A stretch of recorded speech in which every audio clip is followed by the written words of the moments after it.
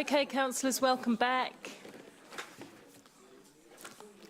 And we are now on to item 10 of the agenda, which is the Public and Strategy Hamilton Arts Agenda report back, which was something that I believe Councillor O'Leary asked for a short while ago to make sure that we had a timely report back. So here we go.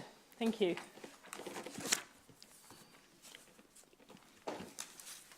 Thank you, Chair. Good afternoon, councillors and Māngai Māori. So the purpose of this report, it actually has two aspects to it. So we indicated that we previously would like to bring back a report to seek approval to develop a new arts and culture strategy, and at the same time we were requested to bring back a report on the current status of the arts agenda. So in your report there is an attachment that was put together in the short time frame in time for this agenda, and then Jo's just fleshed out a few more examples and she's put that in front of you. Now we do accept that this is not an extensive list and there is further work to be done on scoping the current status. This document was created as a partnership document. It's not, the actions are quite high level and there are a lot of players, and so there's quite a lot of work to really scope that up fully, and we are proposing that gets done as part of a new strategy. So there are some good examples of a thriving arts culture in Hamilton, and even the Beyond Tomorrow Trust presentation this morning is a good example of that, where the community is really coming forward and taking ownership and responsibility for a number of initiatives. And we've seen Boone, we have a thriving public arts sector. We've got, the art offering at the museum, and we've got the performing arts theatre currently being proposed and progressed. So it's an exciting space for Hamilton, and we're proposing this is a really good time to look at developing a new strategy, looking at the current status, re-establishing relationships with key partners, and creating a vision for moving forward with some really clear outcomes, but also actions that are really clear around who owns what actions and how we progress those. So that is what we're proposing today and seeking approval for, and Jo and I are here to answer any questions.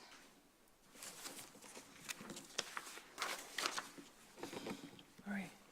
And Councillor O'Leary. Thank you. Thanks for the updated information. Can you just explain to me, because when I went through and I'm intimately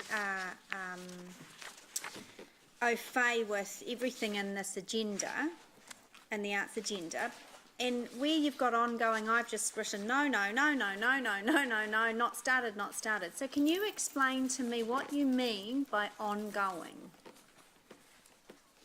How have you evaluated this and said, okay, so I'm looking at that, yes, that's ongoing? So, oh yeah, you go.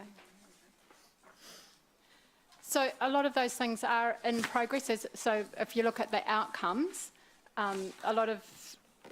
are a lot of initiatives in play. So, or they've been monitored through, or like Creative Waikato has an art strategy that they're implementing. So in terms of, so do you want to give me an example, Angela, and I'll? Yes. So here's just on the first page, reduce red tape down the bottom. This one, elected members and Māngai Māori.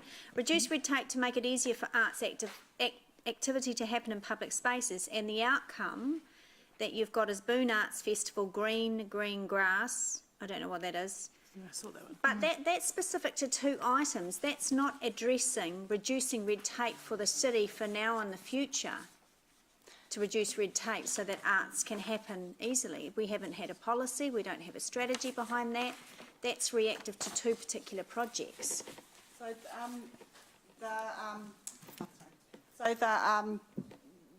we can speak to council examples, but that was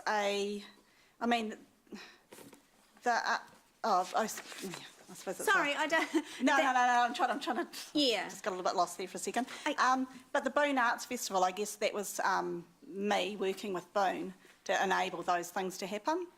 Yeah. So that I understand that there may be specific actions or ways that was going to be done. I looked back at the original monitoring sort of document, and it didn't have any sort of detail around how that was supposed to go about. So I guess we're looking at the outcomes would be that, so green grass was a really good one, in that was a something that we worked with parks to enable to happen, that we had an artist come to us and we wanted for that to happen without that being a problem for anyone. So that's that sort of way that staff work to enable but that to that's happen. not with due respect, that's not an intent of a strategy to provide outcomes for, as I said, now and for the future. Those are just things that we've been able to fill in the boxes of examples of outcomes. What I'm looking for is how, for now and the future, what policy have we changed to reduce red tape to make anyone doing arts projects or installations to happen easier in public spaces? And an example of that would be the public art process. So that was designed, like part of the intent of that public art process was to... Well, we've always had that. Yeah. Well, we've had that for a really, really long time. But it's been simplified. It's in 2017 it was simplified. Yeah. Yeah. Look, I'm certainly not having a go at you. I'm very frustrated with this whole arts agenda. I think, a lot of these issues can be looked at in the review of it. So the new arts and culture strategy would certainly look at all those issues. And yeah, but we haven't done the work in this current arts agenda, and now you're asking me to sign off on. Let's just do it again. So I think this is part of this is actually one of the reasons we're wanting to relook at the strategy. Is so the agenda is so we're kind of inherited. Well, it's come to a new department. It's not really clear what those actions are. So reducing red tape, it's not really. There aren't really clear actions against that. But it doesn't need to be clear actions in a strategy. That's for you to come up with a plan. Yeah. Here's the best way we would approach That's right. this. And so what we don't have at the moment is some clear actions against those outcomes. And so what we're proposing is that the new strategy will give us the opportunity to, one, scope what the current status more thoroughly, but also to develop a better understanding of those outcomes and what specific actions that we should be taking. Like, we could just create an action plan and put them against the current outcomes, but given this was developed in 2012 and some of the actions are completed, we do think it's an opportunity to do both what you're proposing, Angela, which is to be really clear about what those actions are. So we'd look at those outcomes and go, well, this is what we've done or haven't done. This is what we will do. But it's also an opportunity to look at are those outcomes still relevant? Who is owning each of those outcomes, given it's a partnership document and a city-wide document? So we propose, yes, we accept there are gaps, absolutely, and there are things that haven't been progressed or completed, and we're taking responsibility for that. But if we're going to actually put our attention to this and do it properly and thoroughly, we think it's an opportunity to actually look at where we're at now and develop a new strategy. Yeah, okay. Look, I'm not going to, and I hope, Madam Chair, you won't, members, we shouldn't be going through every single one because we've got this here. I'm not accepting the ongoing business for it. I've just, we've just expressed an example. And we accept that. So question then, so when the recommendation just simply says that the development, the council approves the development of a new strategy to replace this, but there'll be a good looking over of this and a good analysis. Absolutely. So when are you wanting to start that? When are you wanting to finish it? so that is in the report. Sorry, it wasn't in the recommendation. Oh, okay. Yeah. Sorry, by my May apologies. 2020. To be But complete we'd by May start pretty much straight away when Joe's got some time freed up. Yeah. Our suggestion is that we do all the preamble work before the end of this triennium. So basically a bit more analysis of what's happened and what hasn't happened. Then when the new council comes in, we'll be prepared to actually brief the new council, actually work with the new council on the direction, how much resource you want to put into the arts, and then we would actually in reviewing the arts agenda and formulating the new strategy, we'd do that with the new council. We think that's pretty a prudent way to go, unless elected members have got some other direction. So that was a couple of my questions as well. So this will now go away with staff. You'll develop a high-level analysis well, you'll analyse this, provide a high-level, do a high-level state of the nation for arts. Yep. We won't get to see that again. That'll be for the new council. Well, we're happy to bring it to a briefing, but I think just with the triennium coming to an end, it might be prudent to bring it back, after the election once council's settled in. Yeah. What staff would probably do is take the licence to also, and obviously consult with Creative Waikato and others, is just say, well, what do we now think are the priorities so that we can just make the process a bit more efficient, so when the new council comes in, they can be fully briefed, and then there's a bit of a snapshot of the minds who know about all this stuff, and they can actually say to the council, well, things have changed a bit since 2012. Yep. A lot of these are still relevant, and our recommendation would be these priorities, which might go into the annual plan or go into an LTP. Yeah, excellent process. Thank you. Thank you. Councillor Taylor? Yeah, thank you, Paula. Yeah, just in regard to this, it may sound a silly question, but can you sort of tell me exactly why we need to actually do this? And that, I mean, I'm thinking about the fact that Creative Waikato have got their own art strategy that they're doing. To what degree are we duplicating by spending $40,000 doing our own? Is there not a way? Is it really necessary? I suppose is what I'm wondering.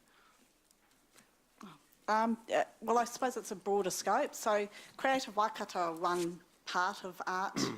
But they particularly community art. There's also, we've got the museum, and we've got fine arts and theatres, and how council supports our sites and things like that, our venues. So that's a much bigger picture than what Creative Waikato do. So I guess that's a way that we can look at what our relationship is with supporting arts, and the role that different parts of council have as well. There's also libraries. We want to get real clarity about what council's role is vis-a-vis working with Creative Waikato, and then what do we do within that, so that we're really clear on what our role is, whether it's just processing the public art applications, those sorts of things, or does the council want to take a wider role and actually putting some resource into actually producing public art. These probably aren't great examples, but just to get further clarity about our role going forward. Obviously, we'd work closely with Creative Waikato. I think, as Councillor O'Leary said, that is actually review what's here. Don't throw the baby out with the bathwater. Creative Waikato, look, a lot of stuff that's in here, they've been intimately involved in, and we work very closely with them. So I wouldn't see it as being duplication. I see it as being complementary, but just making sure that we've got real clarity of what we're doing as a council going forward. Look, if councillors don't want to do that, then obviously you can vote down the recommendation or yeah, I was just trying to understand it. I just wondered to what degree, Creative Waikato, we rely on them for advocacy and what they do, and I just wondered whether it was something that they could actually play a big part in, and we wouldn't have to do so much. But it is that opportunity for collaboration and making sure that there's kind of joined up approaches, so that there's those links between Wintec and Creative Waikato and ourselves and the museum. Okay. And, yeah. Thanks. How does that equal $40,000? It doesn't feel like a big piece of work, seeing as we're working presumably continuously with Creative Waikato anyway. That $40,000 is an additional, so that is of staff time. So it's leveraging, it's leveraging on our relationships already. So it's just, Joe already meets and attempts to have joined up meetings with various sectors of the community. So it's using that time because there'd be a lot of engagement through this process, so in inclusion of people. So it's using her staff time over that period of time, because there'd be touch points with council along the way. So very much in the same way that we did the play strategy that took just over a year. Thank you. And one last quick, what would happen if we didn't update this strategy? I think it would be difficult for us to, so in terms of responding today, to provide you with a thorough report on the status of the current arts agenda. I think we're just kind of see more of that. The time has come really where we need to re-establish our relationships with our partners and be really clear about our vision going forward.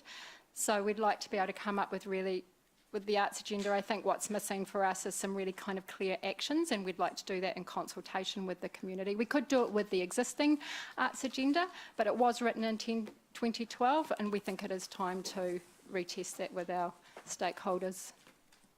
And it's always really good to re-establish vision in terms of that's what invigorates people and creates new energy. Thank you.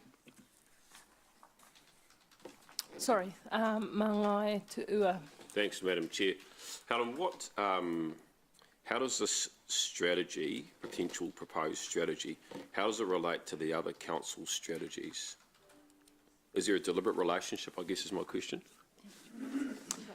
I have, I have had preliminary discussions with other councils. I think, No, this council. oh, sorry, Yeah, so you within talked about the councils. alignment. Sorry? You're aligning with other strategies within council. Oh, yes, oh, absolutely, yeah. We're just talking about the event strategy, which will be delivered, and also, I mean, there's a museum strategy, which will be, I think, is due to be reviewed next year, I think, and library strategy. And there's lots of opportunities to create something that's really well joined up, yeah. So is there a specific strategic framework that this proposed strategy sits under? Not, I mean, we haven't, it's just been looked at in a really sort of, until we got direction from council. The arts agenda really sat within the old framework of the, what do you call it? Yeah. So it's an opportunity to realign with our To current realign community those outcomes. things, yeah. So it sounds, as you're talking, Helen, it sounds like there's a range of, obviously, stakeholders and strategies in place. So what I think I'm hearing you say is this will be collaborative with external stakeholders. And will this be a council strategy or a city strategy? It'll be very much like the play strategy that's recently come to council and been adopted, and our age-friendly plan. So it's really looking at what's the city's vision, and then what's the roles and responsibilities of various partners, and linking those to the actions. So I think it'll give us a clearer framework for roles and responsibilities, ownership, and where we're moving to. So having a clear vision, who's responsible for what and how we're achieving that. So what I'm hearing you say there, it's a council strategy. It's a council strategy that we have partners with, that is in partnership with others. My question is, wouldn't it be stronger and more powerful if it was a city strategy with buy-in and better ownership through the buy-in of external stakeholders, if you see the difference? Yeah, potentially, but I'm not sure if we call our play strategy as a council strategy, but it's done in partnership with others, so we'd see this being developed in much the same way. So that's a decision for elected members to make. Thank you. Okay. Councillor Pascoe, sorry. Thank you, Chair. Thinking. My first question is, would the update in the strategy include updating the attendance, participation and the market trends, which I note are on page 51 of the existing strategy, which were done in 2014? Yes, so that's one of the things that we identified that we want to be really clear around is when we develop actions that they're measurable actions. And we do obviously have some data out there on participation rates, etc. We haven't done a good job of pulling those together for this. You have got that data now. We've got access to data that we haven't collected and pulled together, but so we would look at that. there's not a lot of work involved in bringing that. There's some work involved in pulling data together. Okay. There always is, but that's what we want to look at is in terms of developing the actions. What are the meaningful actions, and what's the meaningful data that we need to bring together? And audience participation, or just participation generally, would be a key thing for us to look at. Because surely that determines what the strategy is going to look like, doesn't it? Yep. If so we do that as part of that. Nobody's attending an opera concert, then you wouldn't want to push the strategy of opera. Yeah, so that'd be part of that initial scoping. Yep. And there might be a bit more contextual information and things like the quality of life survey and some of the other indicators that we have around, people, liking Hamilton as a great place to work, play, visit and work within, so.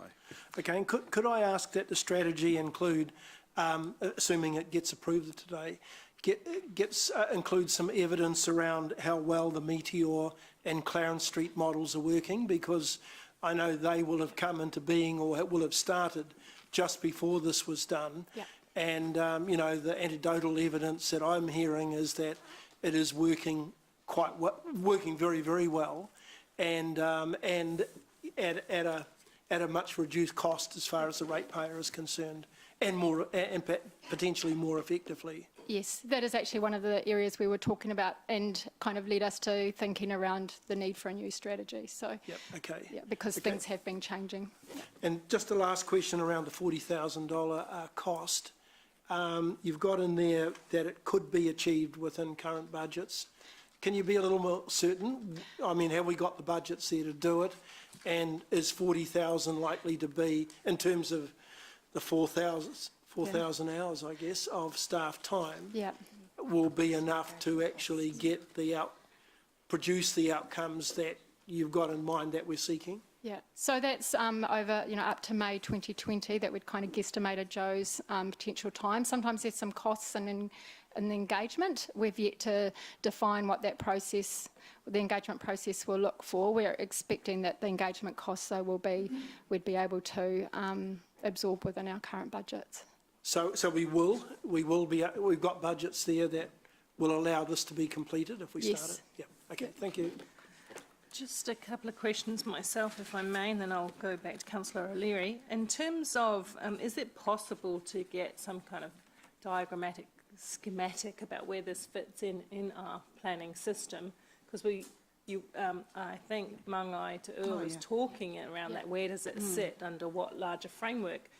I presume that there are LTP considerations that we've adopted in the LTP that inform the development of strategies, which inform the development of action plans, which get implemented and reported against.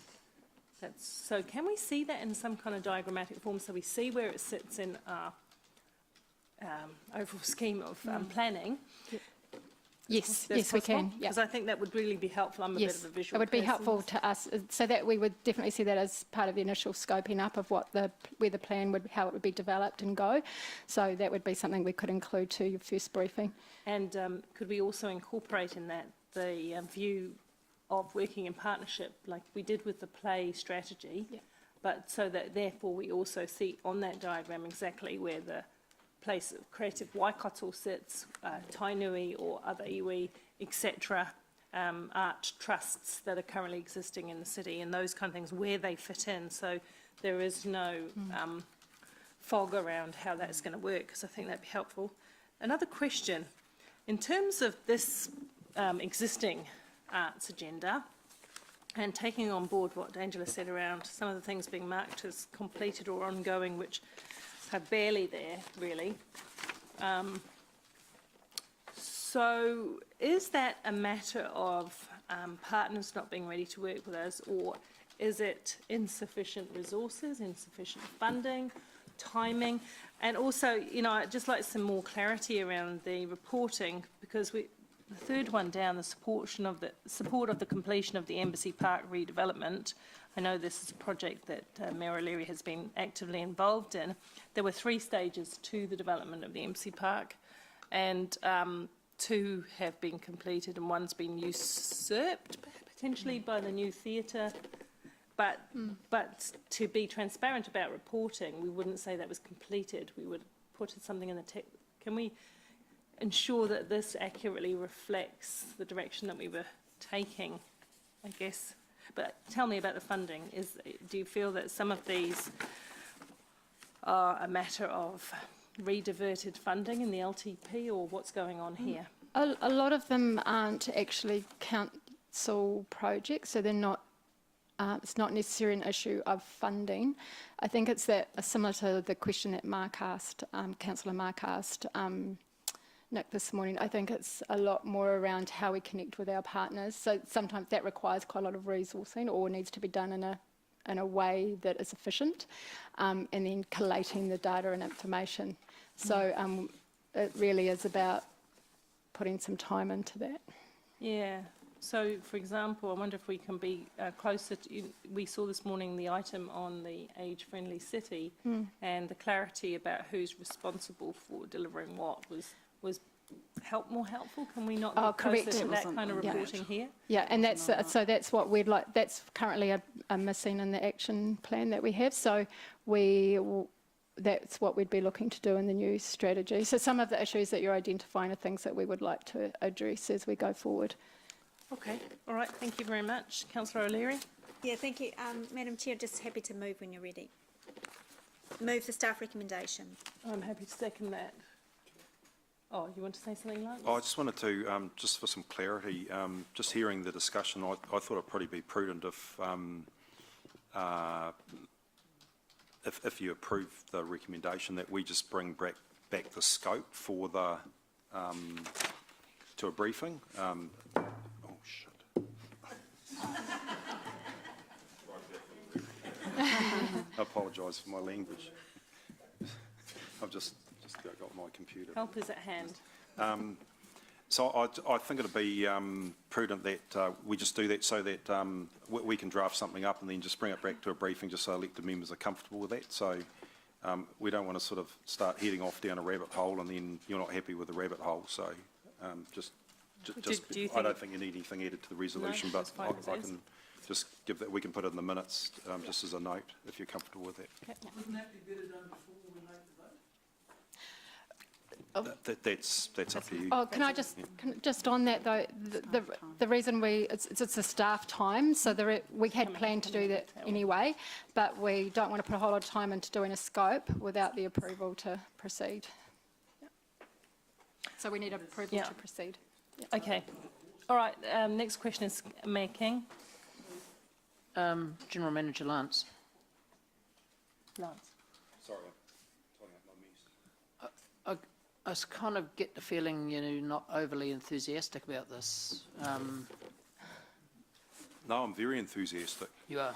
I am. Because, well, my role, to be honest with my group, is to deliver on the council outcome of essentially we want to have a vibrant, active city that there's great things for people to do in, and this would deliver on that. And I think it's about time that we had another look at it and made sure that we've brought it up to speed from 2012 and that we actually work with all the other groups and bring that forward.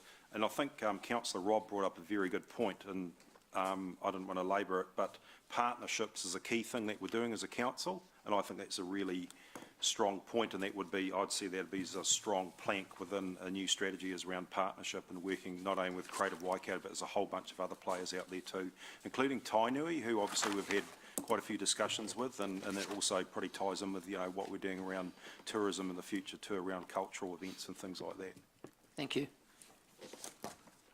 It was just in response to Jeff's question, and you said, well, if you don't want to do it, that's fine. And I just wondered how keen you guys were on your side, even though there's a staff report here. I was just checking to make sure that this is really... No, well, I think it's what I was really getting at the end of the day, you guys are the decision makers, and we make recommendations, but it's up to you to make those decisions. So. Thank you. Okay, so Councillor O'Leary is the move. It's been moved and seconded. Councillor O'Leary, as the mover, gets the opportunity to speak to her motion.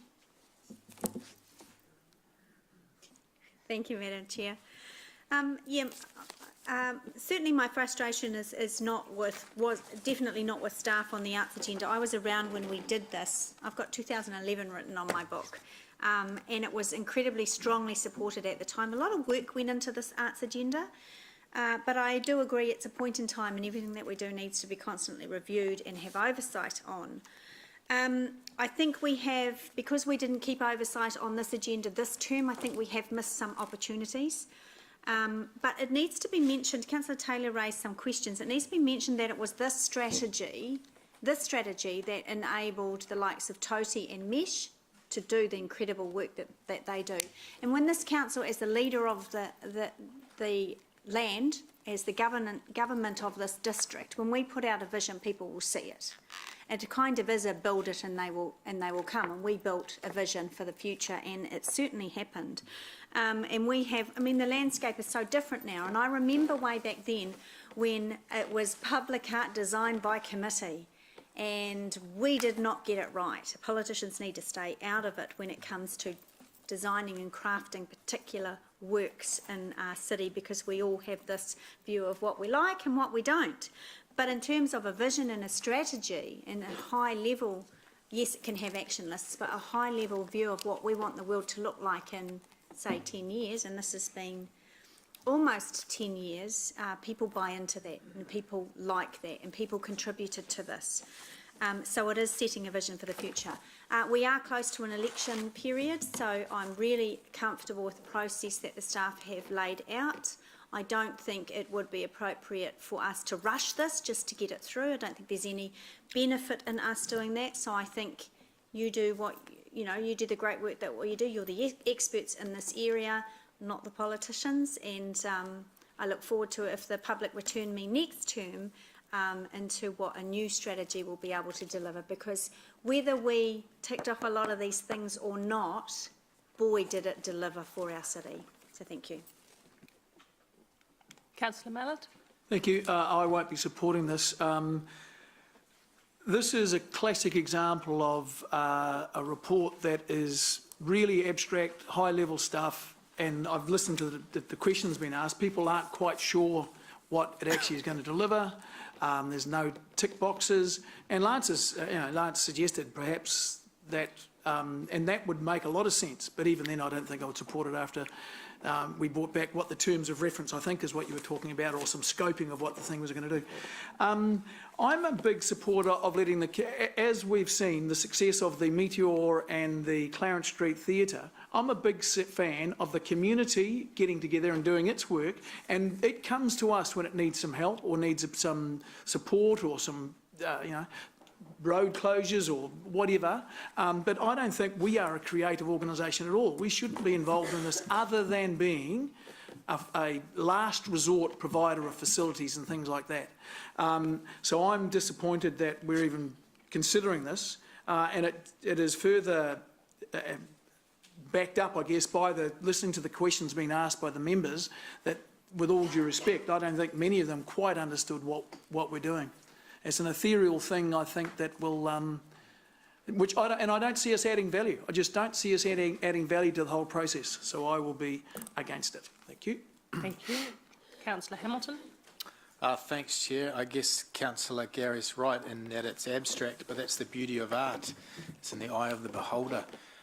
Thank you, Councillor Angela, for your words and for stirring the pot on this. I think this is about time that the city had a refresh. This isn't about doing the work of individuals or groups. It's about setting a vision and setting a scene at a high level. It's about identifying where we can improve. And I think this process will help us as a city to align with our vision. We've got a lot of moving parts with our Central City River Plan, the vision, an arts plan. All these things are working together to create a vibrant space. And I think it's really important work. And the cost that's been made or identified is really just business as usual as far as I'm concerned for something that's so encompassing, and art is such a powerful force in helping revitalise the city and creating a cultural identity for our city, which Hamilton has struggled with nationally. So all power to you, team. Councillor Pascoe. Thank you. Look, I agree with Councillor O'Leary. The landscape has changed since 2011. Some things that are happening in the city around the arts sector are very, very vibrant, and it was quite a dull city, I think, before the last report came out. So even though it might end up being somewhat abstract in its format, which, as Ryan says, is what arts are all about, I think that the survey will be an opportunity to stop things that no one wants to have continue. And I think it will also be an opportunity to grow partnerships like the Meteor and Clarence Street. There are groups out there who do want to leverage off some of the successes that we've seen in those two models, and that's why I'm keen to get some evidence now, because we're hearing good things about them. Let's try and get some evidence to see what they are doing well, what they're struggling with, so maybe we can help them, but also that we can enhance that model so that we can offer it to others. Thank you. Just make a few points myself. I absolutely agree that having a vision for people to buy in, you know, that's how you capture hearts and minds. We need to go beyond vision and get into the strategy. But then again, there is no point in having a strategy if there isn't funding attached to the strategy, as we've seen with some strategies that Council currently has. We also, in a strategy, need clear measures of success so that it provides the certainty and the clarity to people in the wider community as to where we're heading. So that's why I support the proposal of staff. I share some of the frustrations about the current way it was reported to us. I didn't find it particularly helpful, and I think we need to find ways where we can better see what is working and what needs some more support, and also in a strategy to determine where our priorities are, because we can't do everything for everyone. And we're really blessed in Hamilton with so many good arts trusts and performance trusts who are doing good work for this city and changing the face. If you look recently at what's happened, and soon, of course, the new mesh sculpture will go into Victoria on the River. And yet again, we'll see some amazing cultural and artistic refreshment of our city thanks to those independent trusts. But from a council point of view, we have our long-term plan that sets direction and vision and outcomes. We need a strategy that gives that some grunt. We need a strategy that has clear actions, our actions, and plus we know what other people's actions are going to be. We work in partnership, and that we can measure these so that we don't, no disrespect to staff, and it's no reflection on you, it's just we can't have this come back to us because it doesn't tell us enough about what we need to achieve in the arts community, or how we give effect to our long-term plan, or even where the funding should be directed. And that's where I'd like to head with this. But I do thank staff for all the work that you've put into it. And in fact, you've done us great service by highlighting the opportunities for improvement that we've got here. So thank you. Okay, we'll go to the vote.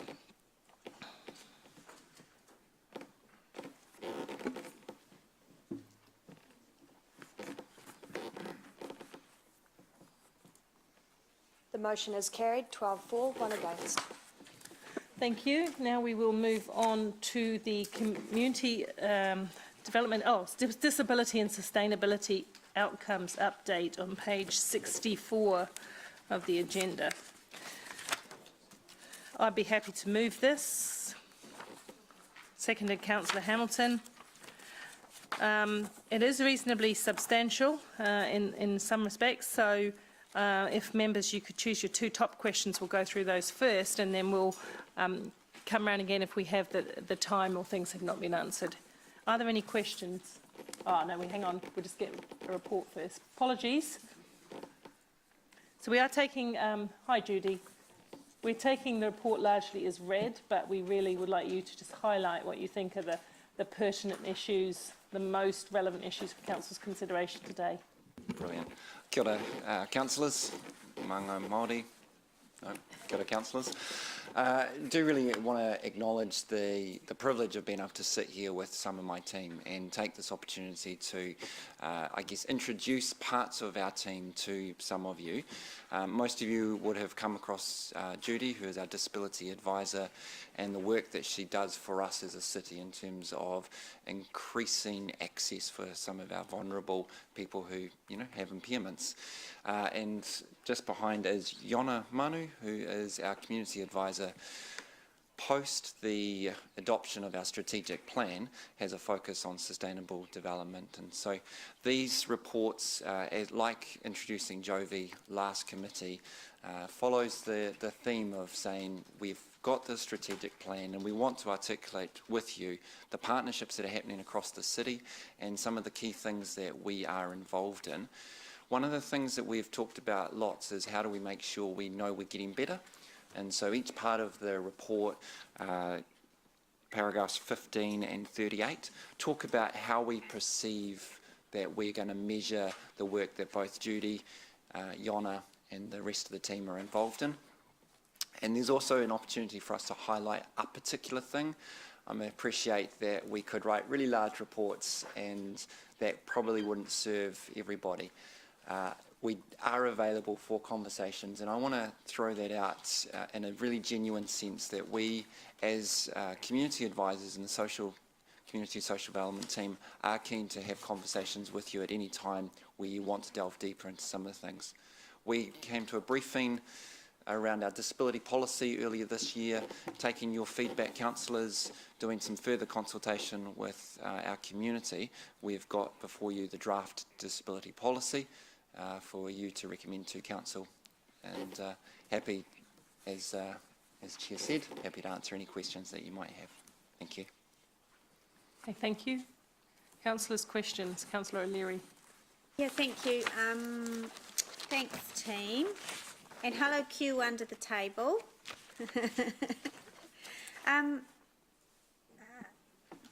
Thanks for making the changes. We had this at a briefing, and I noted, Angie, that some changes that I had issues with in the policy were made.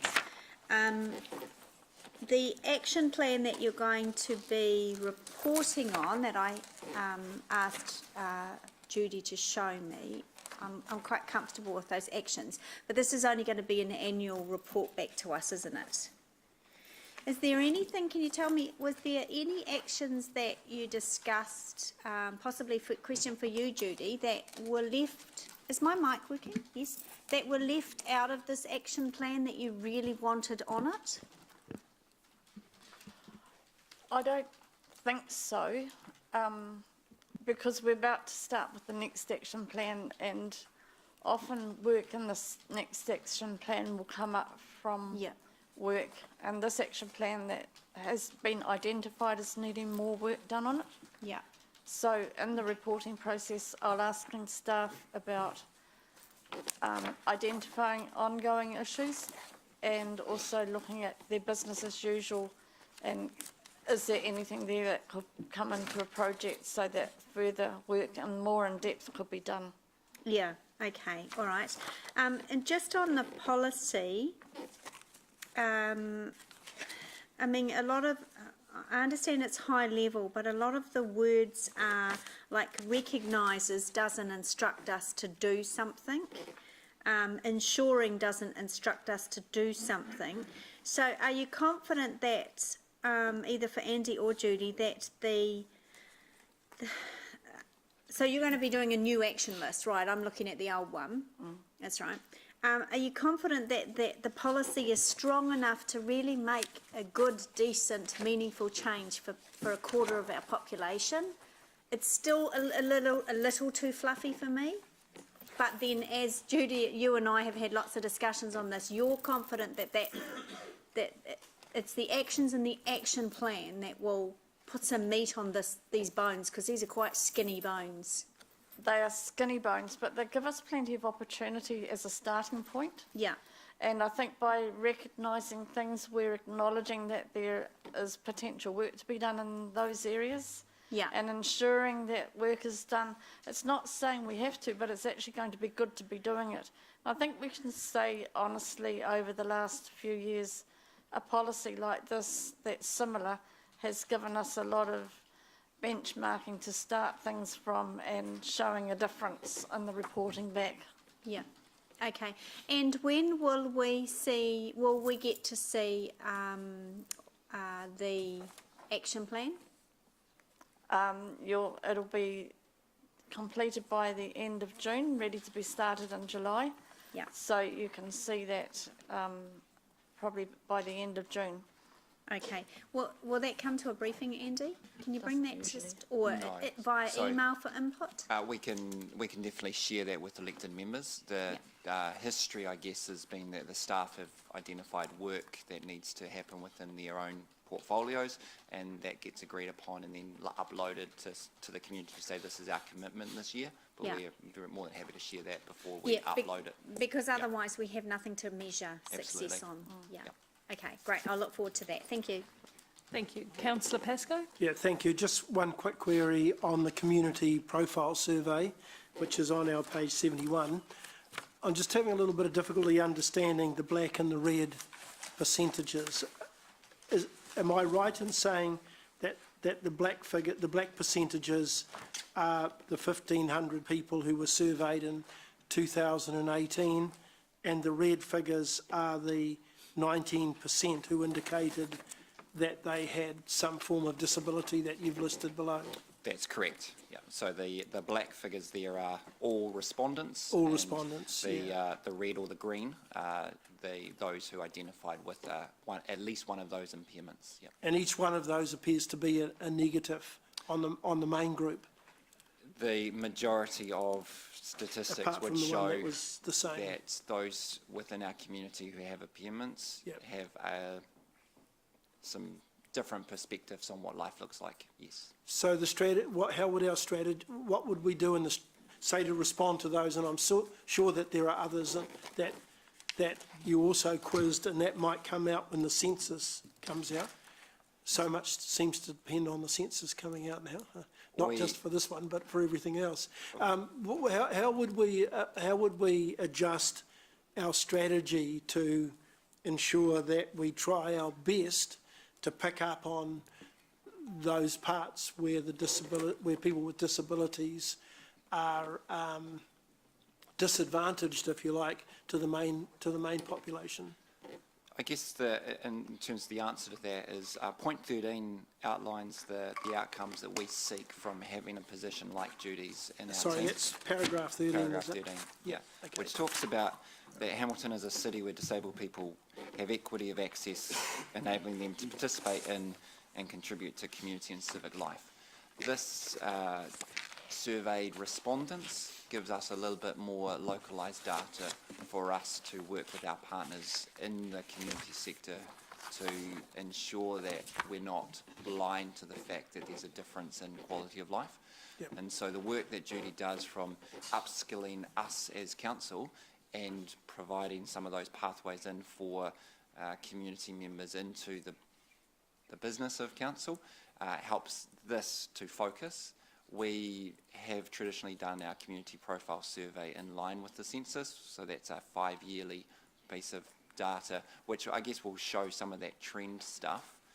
Hopefully, over time, we would see actually a narrowing of that gap between life experience of those with impairments and those without. Yep, okay, thank you.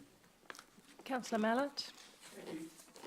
Andy, do these principles accept that the reality is that sometimes it is just absolutely impossible to change the world such that a person isn't affected by their disability?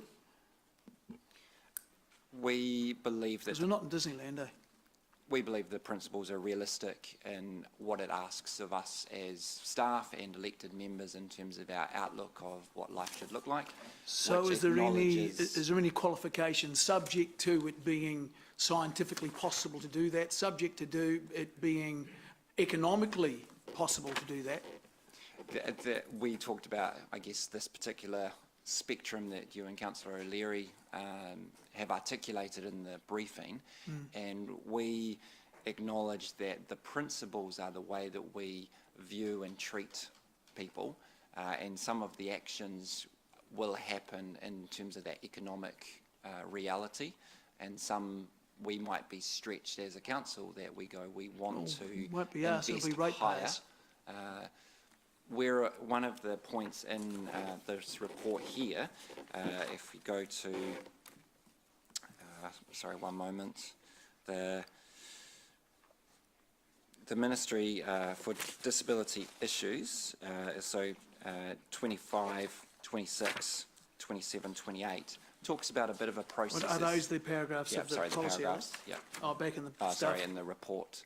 That talks about some work that central government are undertaking at the moment and looking at how does disability and access fit within the framework of legislation, and is it okay that it's a part of the Building Act and a part of other acts, or should it have its own special legislation which helps direct?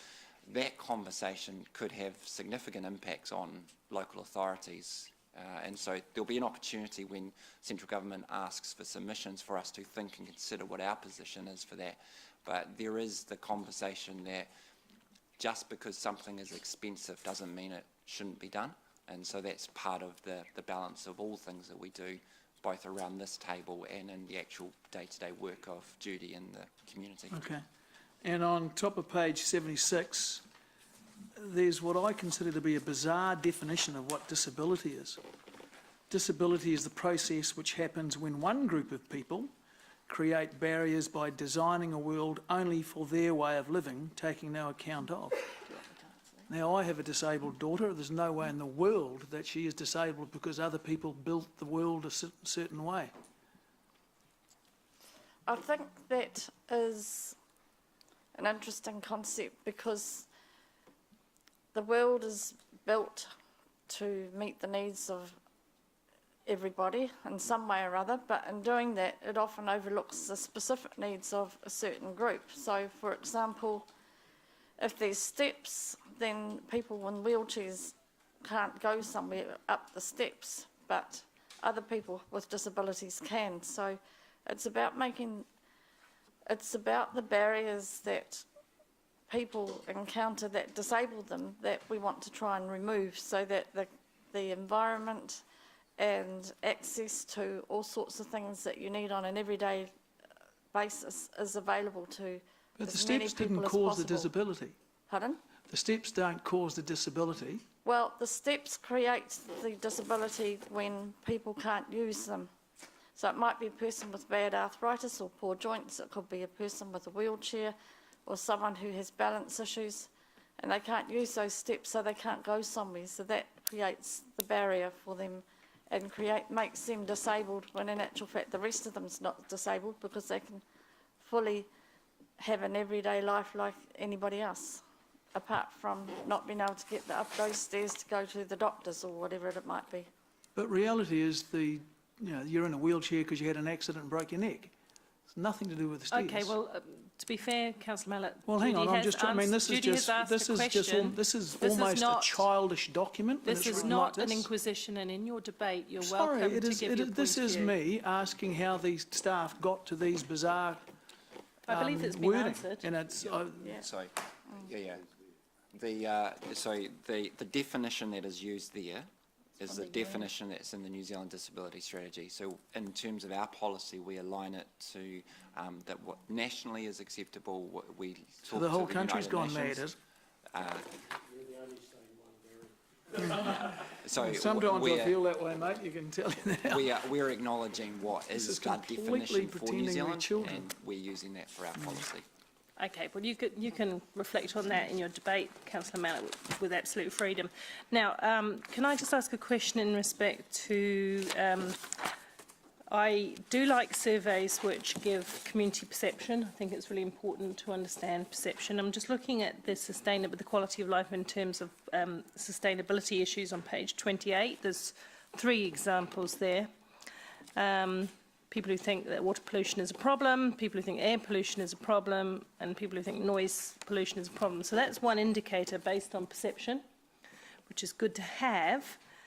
But how do we align these with the actual trends? So, for example, if water pollution is actually increasing, but people perceive that it is it's improving, then we've got a disconnect. So at what stage do we bring data together to see the whole picture? If you follow what I mean. Absolutely, and so point 38 there really talks about the 3 ways that we intend to pull that data together. You're right, the perception is important, but there is empirical data that the regional council, they they monitor the water quality of the river, they monitor the air quality of the city, and we do have that trend data that we'll be able to share with councillors as well. So it does do that mirror. It looks at both the perceptions and the reality of some of that quality stuff. So our colleagues at the Regional Council have provided many pages of scientific data that we're able to socialise in a way that makes sense to all of us. So, and in respect to on pages 71 and 72, likewise, really useful to understand how people feel about their world, especially those people in our community that are described as having people with impairments. But there again, we can have some joined up data to look at why they feel that way and what we can do about it, what's actually being provided. So that would inform action plans, that would inform collection of empirical data to back up or... Yeah, Councillor Rob mentioned census, and so there are definitely questions around impairment from census, but again it does talk about life experience from the people who fill out the forms. In terms of some of the ways that we know if people are participating or not, we've put forward the conversation with our comms and engagement team around having a standardised question so we can understand whether people with impairments are engaging in our consultations and submission process in a number that would be expected from the size of our population in terms of the percentage cuts. So we are looking at kind of capturing some of that. Whether we look at the economics that Stats New Zealand might be able to give us will depend on a little bit of the information that's gained at source and then given back. So there is some challenges in the empirical side of people's life experiences versus the quality of air and water is a little bit easier to numberise. But it's a point in time and a perception that leads us to ask the right questions, right? Correct. So I think Councillor O'Leary made a point around there's the policy and then there's the action plan. So you use that data that we get, wherever we get it from the perception questionnaire or any other form of data. We shouldn't rely too much on the census, I'd say. But we use that then to, under the principles of the policy, to devise appropriate actions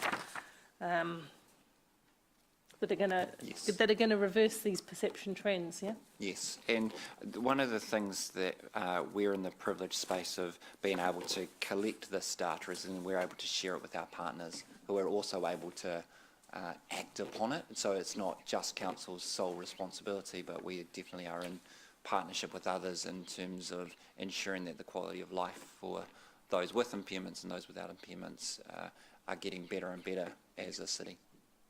Okay, thank you very much. I think it's been moved and seconded. I think I did that. Okay, so is there any discussion? It is coming. Any discussion? No, being no discussion, I won't either. I think it was clear in my questions. So we'll go to the vote.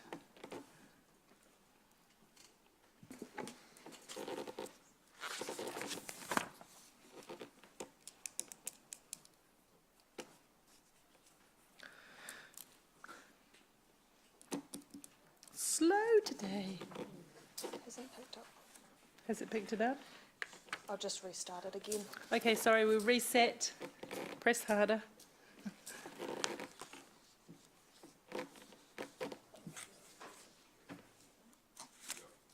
The motion is carried, 11 for, 1 against. Thank you very much. Thank you to staff. Keep up the good work.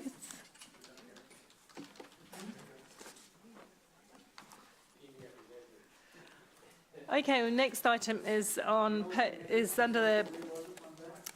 78, and it's to do with the community grants allocation. I am happy to move. Vanessa's, yes, thank you.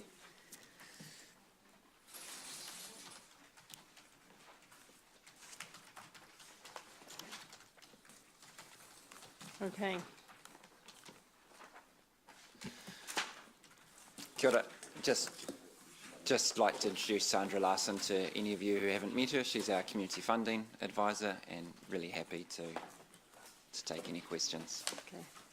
All right, we'll take some questions. Hang on, let's get to the discussion tab, sorry. Thank you, by the way, for the work that especially Sandra did in setting up for this. There's actually quite a lot of work collating and bringing people together to make this process happen. And then there were 2 full days of deliberations around this. I sit as a sort of an, I don't really inform myself of the vote, but I'm an advisor, overseer, if you see what I mean. It's an independent group that largely makes the decisions. So, but thank you for your work. I know it's a lot of work, and Andy, you sat through that too, so thank you. Councillor Bunting.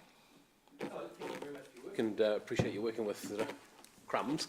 But thank you for what you're doing. Hey, I was interested, Andy and Sandra, actually, in the email you sent around last night regards some who were declined.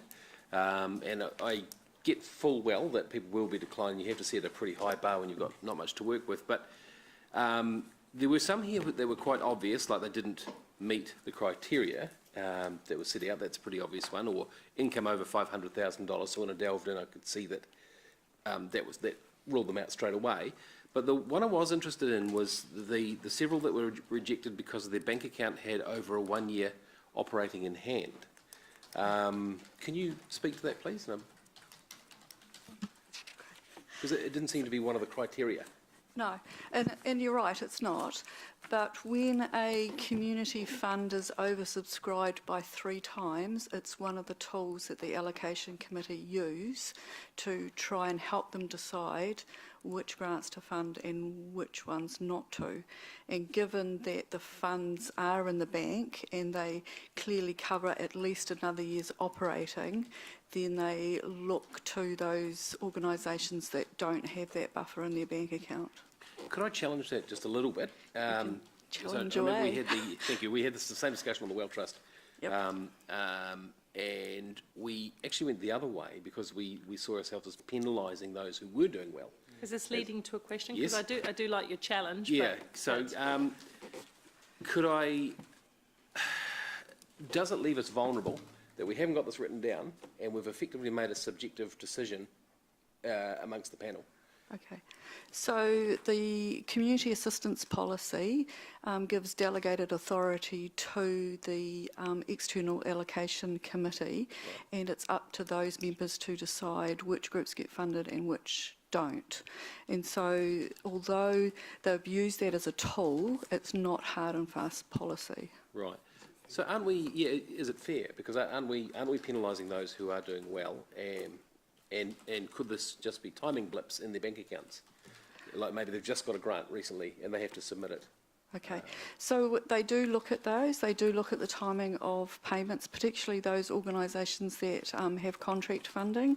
But we're generally talking about organisations that don't have that contract funding, but do run on the smell of an oily rag and do have a significant buffer in their bank account.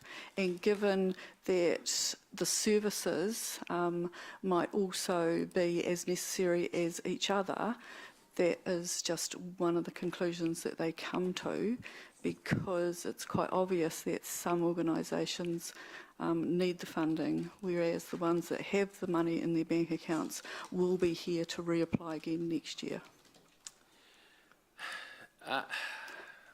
Are we effectively then rewarding people for not having enough money? You know, I know where you're going at with this, Councillor Bunting. It's a bit of a leading question. Yep. And certainly, No, certainly you can explore that in your debate, but I'm not sure whether it's fair to put that onto staff. But if you've got a straight response to it, that's fine. I guess my quick response would be that for most community organisations, fundraising is an important element, and for that will be grants and sponsorship, and there'll be a myriad of different things. And the allocation committee were really clear that the level of funding that council has to give to the community groups wants to be best utilised, and they felt that giving a grant to an organisation where essentially it would sit in a bank for a year wasn't the best use of ratepayers' grant, and that it will be better served to be utilised this year Right. as purely a prioritisation mechanism of going, if we had enough to fund the 147 organisations to their full request, would be in a different conversation. But the reality, as Sandra has mentioned, the fund is oversubscribed by 3 times, No, and yeah, it just get need. Occasionally, you need those small mechanisms, and this is the one that we're not penalising someone for being successful, but we are acknowledging the reality of their financial balance sheet when the decision is made. Thank Okay, you. I'll Thank you. challenge you on that another time, but thank you. I appreciate Yeah, that. no, thank you. I see where you're coming from. If I can just, from my observation of having sat through the 2 days, to tell you that this is something that the committee find extremely, extremely difficult and uncomfortable. So, you know, it wasn't, they were looking for some way about being fair, and it was really tricky, but Oh, and I fully acknowledge your work and understand the situation you're in. Last question, who makes up that panel again? We've got 2 councillors, it was just one this year. 1 councillor, okay. So the policy outlines we have position for 2 councillors and up to 7 community representatives. Those community representatives went through an expression of interest process in which Lance, as our general manager, acknowledged them to sit there. And they'll sit there for 3 years. Yeah. So there's that continuity of decision making over a course of time. Okay.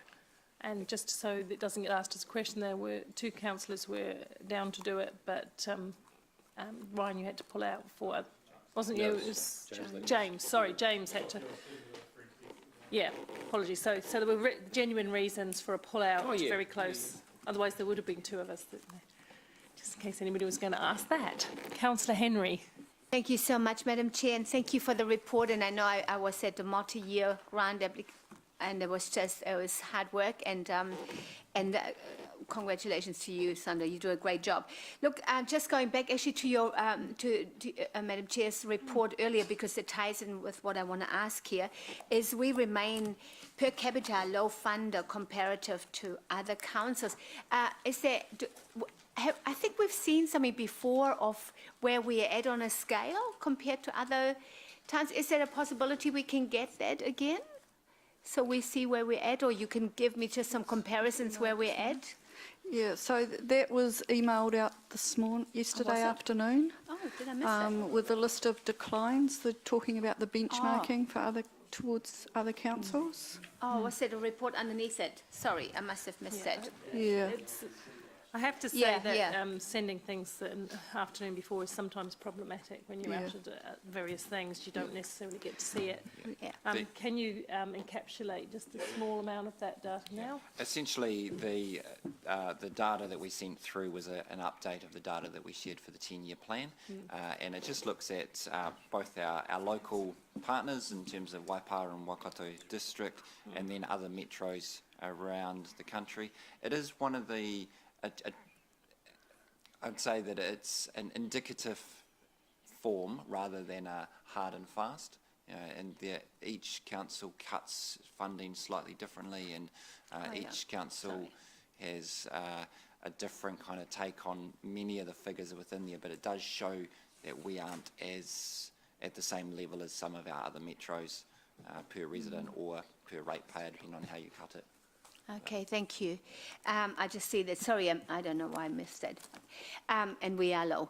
Thank you. The other thing is, and I'm so grateful that Councillor McPherson has got a bit more free speech now, that that the DHB doesn't exist. And we are allocated $40,200 to health. Now, do you think there would be a benefit to us if we could use that for the other groups and have the DHB pick up the tab for that? That would be a decision that would have to be made next year when the community assistance policy is reviewed, if you want to remove health organisations from being able to apply. Just to highlight, that health sector does not cover GP or medical organisations. It covers educational, emotional and social support health groups for families dealing with conditions or things as people age, like the Arthritis Society, asthma, diabetes, muscular dystrophy, those kinds of organisations. Okay. Last question, just quickly. When you look at the organisations, and I see them coming back every year, and some get more and more every year, do we check with them? I mean, it's probably hard to see outcomes or anything, but do we have some kind of measurement for what they're doing and their outcomes? And is it, you know, sometimes they can just go on and on for years and not really achieving anything. Okay. So do we have some kind of measurement there? So we do, as part of the grant process, ask for grant recipients to provide us with an accountability report, and that is due at the end of February each year prior to the round closing. And this year we have also included a number of questions added on to that accountability report, which gave us some collective data, which was on page 84, to show you some of the impact that those grants from 2018 had over that 12-month period. Admittedly, that infographic doesn't just include what groups have been able to do on City Council grants. It includes what they've been doing as organisations, but our council grants certainly contribute as a catalyst to being able to, for groups being able to achieve what they've achieved. Thank you. That's lovely. Thank you. Thank you, Ziggy. Councillor McPherson. Yes. Is it possible next year to be more specific about the type of health grants that or health groups that we might give money to, i.e. whether they have funding from government sources, contracts and that sort of thing, versus ones that are true local community groups, if you get what I mean? Could we draw some distinctions in there that limited the... It's pretty clear to me from my experience that quite a wide range of groups that work in the health sphere, including some that exist primarily on government contracts, feel that they're eligible to apply. Would you, I'll ask you a question back with that one, would you also then, if you were going to put that in relation to health and make that part of the policy, would you put that also in relation to social services and other organisations that receive government funding? Potentially. Yeah, but so, that wasn't my question, Sandra. But it is possible. I'd actually apply it more to the religious ones, which I'm coming to. It is possible to put anything into the policy once you review it, but I would urge you to think of some consistency across the field. It's exactly what I'm thinking of, which is relates to the community leases policy, where we have drawn some finer distinctions than we originally have, shall we say, because that's a policy area that is quite relevant to this. So I'm just foreshadowing something worth looking at, I believe, next year, and checking whether we can. If we just say health, then it doesn't give people much of a guide. We essentially can report on a whole lot of data, and so we can share any number of ways of cutting this and making it as useful as possible. And essentially, this chart here is looking at the primary purpose of the organisation, which again doesn't necessarily speak to the reason behind the application if there's an event or a project specific that's kind of different. And so we could cut this graph again differently, to show different bits and pieces. So I might as well ask about religious groups then, because they had proportionally a higher strike rate than most of the other sectors in there. So that interests me, perhaps perturbs me, as to two-thirds of the applicants had approvals, and you can't say that for many of the other sectors in there. So there was a time when religious groups couldn't apply. Okay, so but maybe they were specific projects that weren't for the church, but were for something else. That's correct. So I would be confident to say that all of the religious groups categorised in the religious category have been funded for youth projects. Okay. As you'll be aware that a lot So of the shouldn't we churches... call them youth? Isn't that a better sector? I mean, I couldn't give as the Deputy Prime Minister said, a rat's derriere who's doing it. If it's a good project, because it's for youth, doesn't matter whether it's even Gary's party, I'd think if they ran a good program for youth, that's fine, or a church or whoever. Isn't that a better description than religious? Because that sort of buys a bit of an argument. So to help you understand how we came about to the sectors, we use the New Zealand classification system of not-for-profit organisations, and the religious sector is a sector on its own, as is social service sectors, and so organisations like Girl Guides, Scouts fall into that sector.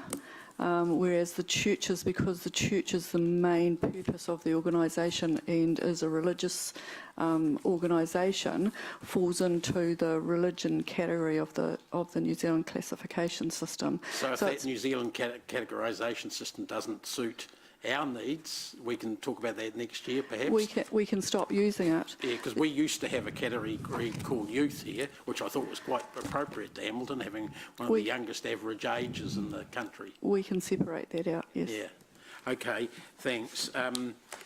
You mentioned before you, in fact, had a dispute, Top Table versus Councillor Bunting, about whether you should fund successful groups or support groups that are struggling, I guess.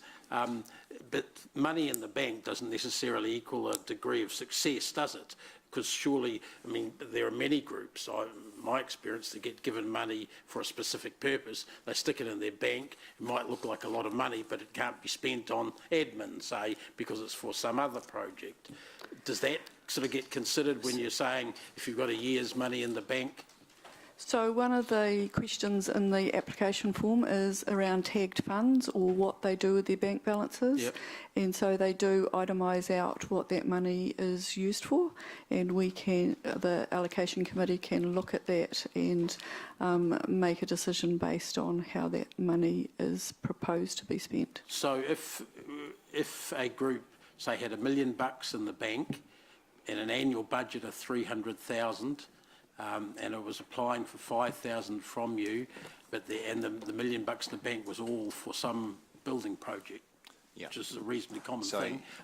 They wouldn't get looked at askance at all? No, so the reference there of access to other resources, the bank account had funds over 1 year operating when tagged funds were taken out of the equation. Okay. So in that if someone was doing a building project, they're not penalised because of that.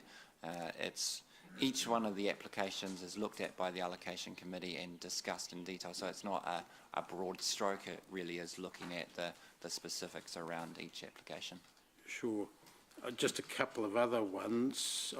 The maximum grant size, if that were reduced, wouldn't that help the spread a bit? Because you've got these groups you turned out. We used to have a maximum grant size of $5,000. I'm not sure when it went up. I can see some in there for 8,000. Absolutely, and the allocation committee, I guess, talks about do they fund more organisations for less or less organisations for more, and that's part of that decision. Ultimately, the allocation committee landed on figures that they thought would be give us as a city the most successful outcomes, and so that is where some organisations got the 8,000 rather than other funders in the city give more out, but of the 500 under 1,000, and so that is part of the conversation in terms of the decision making. So the number of groups approved, 79, pertaining to that point, Andy. I can recall when we used to regularly or annually have between 120, 130 successful groups for a slightly smaller fund, 200,000. Question. Yeah. Is this a annual occurrence that we're much lower and therefore on average higher? Last year we supported 80 organisations through this grant, so we're on par, I guess, in terms of the recent history. I could give you a longer history offline if you'd like. I just But wouldn't mind some comparison there, given the growth in the city and the growth in new suburbs, because some of these groups are suburban-based and things like that. We can absolutely provide that data. So question related to Dave's question on that then, can that be provided, because you're talking about, we're reviewing this next year, is it next year, did you say next year? October. Yeah, October next year. So to underpin that whole review, we could have all of that data and discussion that Councillor McPherson is usefully highlighting for us? Is that when it would happen? Oh, you can get the data before then, Dave. Yeah, we can provide that data. For next year, but not it makes for now. sense absolutely. that if council would like the allocation committee to make decisions in a different way, the way that we manage that is through our policy. So our allocation committee, they're not rogue in any regard. They very much align with what council direction is through the policy. So it was at the last policy review, councillor, that $5,000 went up to $8,000 in recognition of costs that are increasing for organisations. But all of that's possible, you know, in terms of if we're talking about our grassroots organisations of a particular level or not. Last policy review, we talked about charity services or not. And so all of those things are possible from a policy point of view, including if we wanted to fund more organisations.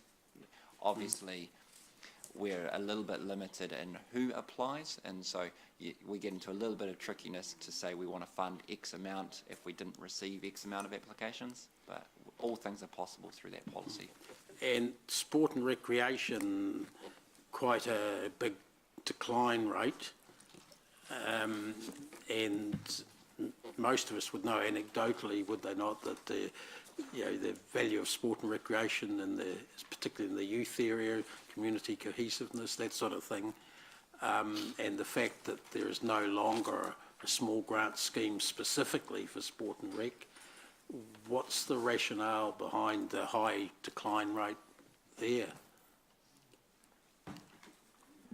Each application kind of had its own rationale, so without doing a disservice and kind of saying that it was all because of.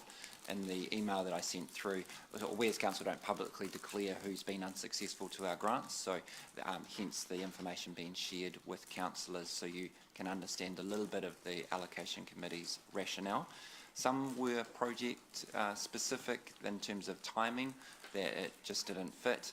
Some organisations put forward an application that was just, it could have been better. Had they spoken to us prior to applying, we could have advised them to apply for a different element, and so the application or the project was the reason why. For other organisations it was because of some of that other point 16 rationale. So I could talk you through each one from a specific point of view. No, I'm not looking at any specific ones. I'm looking at the trends here, Andy, in what your table on page 79 shows me. Was there anyone from the sport and recreation small group sort of background, kids sport, whatever, on the allocation committee? Because you do sort of try and pick up a cross-section of people from and their backgrounds, I know. In the room, we absolutely had people who are aware of the sporting environment as well as our other sectors, so that they weren't absent from the conversation. Yeah. And I'm just looking at the dates. There's a gap between for 5 weeks between the 1st of March and the 5th of April, where someone applied, and I did receive a complaint about one group that where their activity fell within that time period, and they were told that they weren't eligible because of the date, but it wasn't transferred to the following year for an annual event, so they felt aggrieved that they didn't get heard and didn't get it forwarded to the next year either. So how do you treat organisations that have activities and events in March? We encourage organisations to speak with us prior to submitting applications. And how would that have made a difference? Because I don't know any small group that plans their events more than a year ahead. We would have encouraged them to be applying for next year's event because of we're really clear and transparent on all of our communications around what that time period looks like. And so had a conversation to happen, we would have recommended a 2020 date rather than a 2019 So it had to be them initiating a conversation? We unfortunately can't just make random decisions for an application to transfer it on the assumption that it would happen. All of this has been about them initiating conversation. I can recall when we used to have this fund where our staff I'm asking why staff are not initiating those conversations with groups that might have a technical problem, let's say, with their application. We certainly initiate that conversation if they contact us and make us aware of the issue. Which is not your question, is it, Dave? And that, Sandra, I'm asking about us initiating it when we spot a technical problem, not them initiating it. as in council? Yeah. Yeah. So I do contact organisations, but by the time I know which ones it affects, the funding round is closed. But the organisations can, if it's an event, come to the community event fund, which opens and closes in July, if it's a community event. Okay, well, that's something And that... were any of those organisations in that category that missed, because you mentioned the time reasons yourself as well as in here, were they advised of that to head for that one?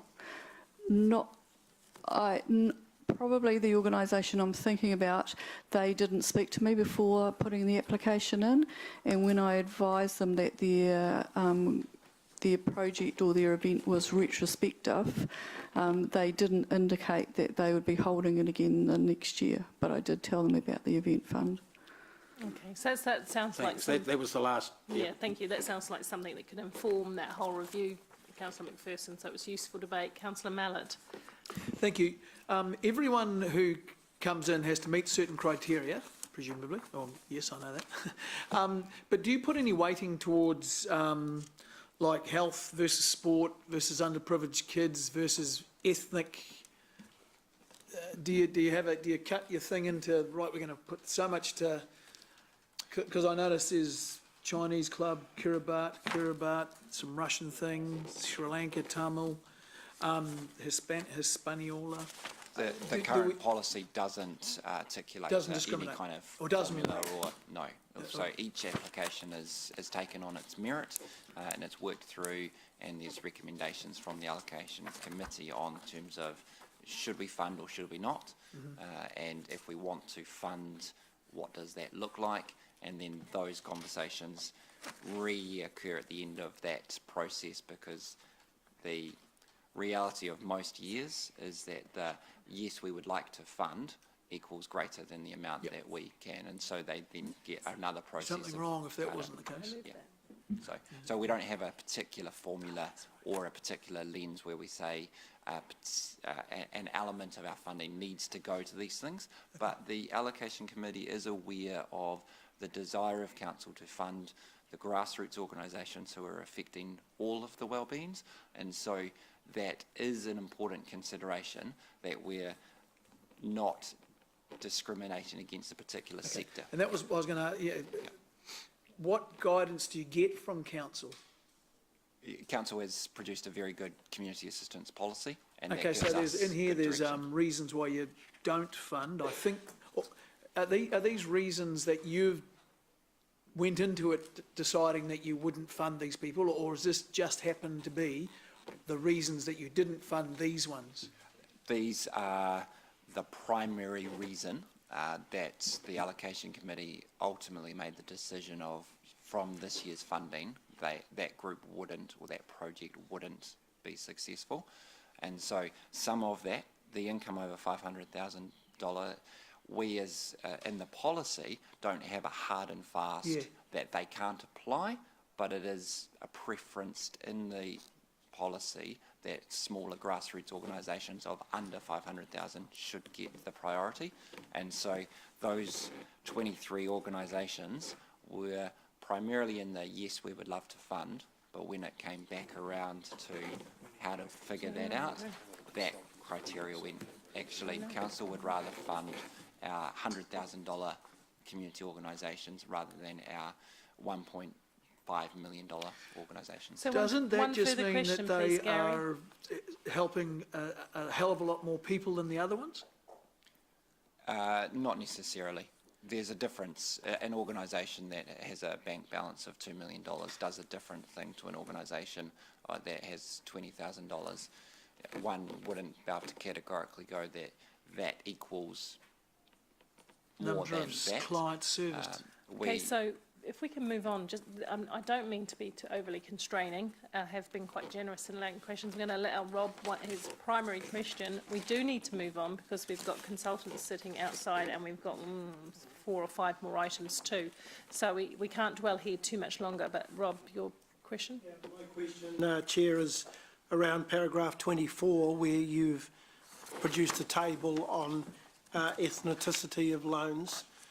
Is that the result of a box ticking exercise by the applicant, or is it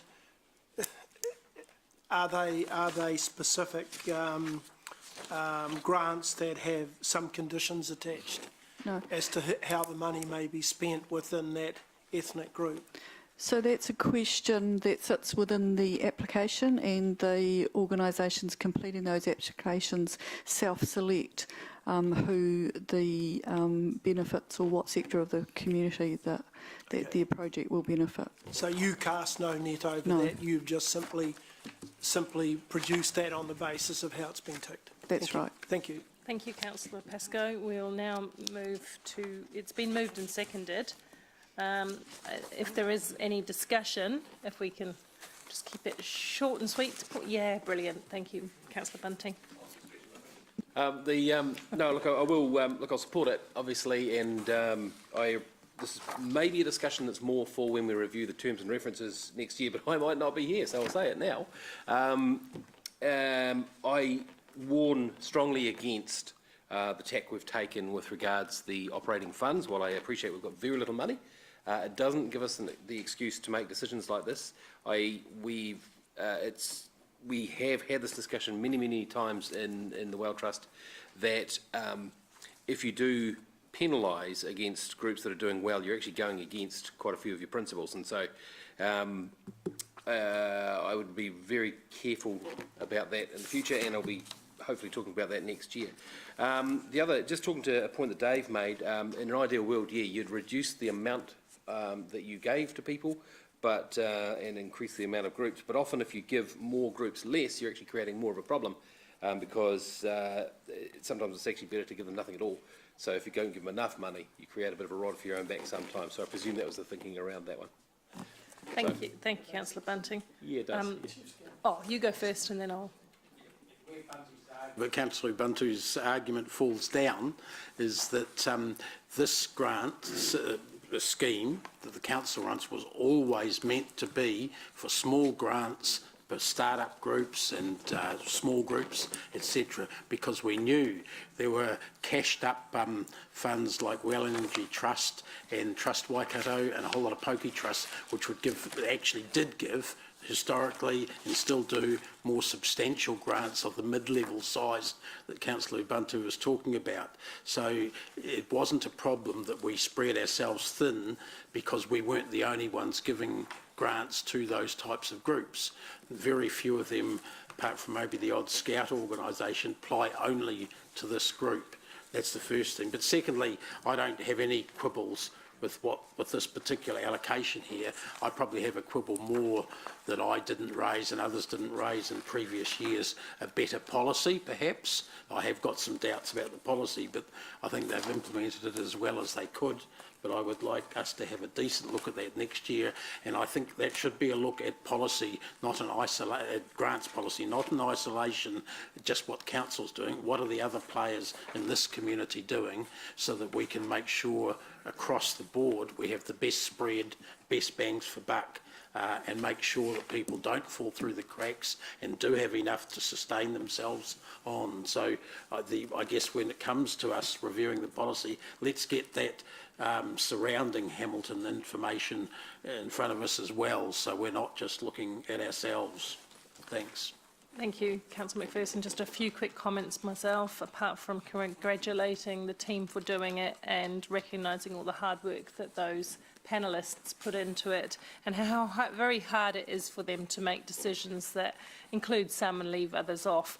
I was contemplating a naughty additional recommendation before today, which would go along the lines of suggesting that we looked at providing extra funding into the community grants through the annual plan.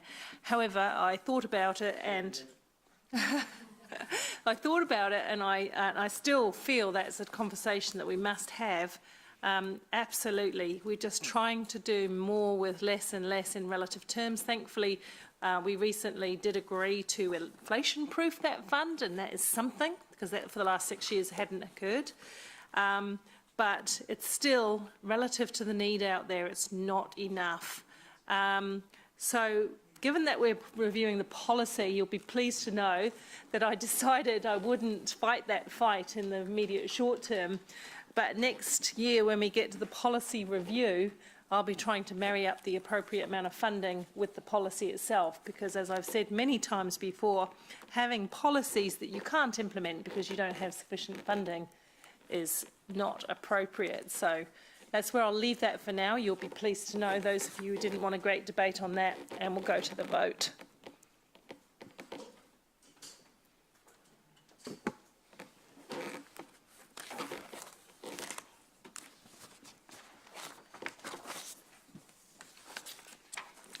Is it happening? The motion is carried unanimously.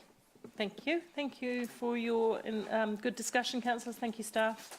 Next up, we have the on page 85, the Civil Defence and Emergency. Welcome. Sorry that you have had to sit there. Hopefully you enjoyed the debate.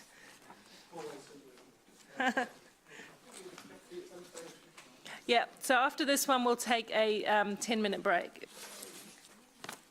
Huh? I think it's fair to allow people to have a small stretch, but we won't do that now. Okay, so we're taking the report as read, but unless there's something vital that you really want to draw our attention to, we have read it. Anything? No, Madam Chair. Okay. Okay. It's always a very clear report, clearly set out report, so that's helpful. Do I? Oh, hang on. I've got to press my discussion button's not going. Councillor Mayor King. I'll yes, move. Mayor King. I'll move. Move. Is there a seconder? Yep. Thank you. Any questions? No. I will go to the vote, or we'll just all in favour. Proposed, carried. And that's no reflection on your work, and thank you for coming. It's actually a positive reflection on the report. Compliment, compliment. Thank you so much. Okay, councillors, we're just having a 4-minute stretch legs till just after 1:45, because we've got a lot to get through.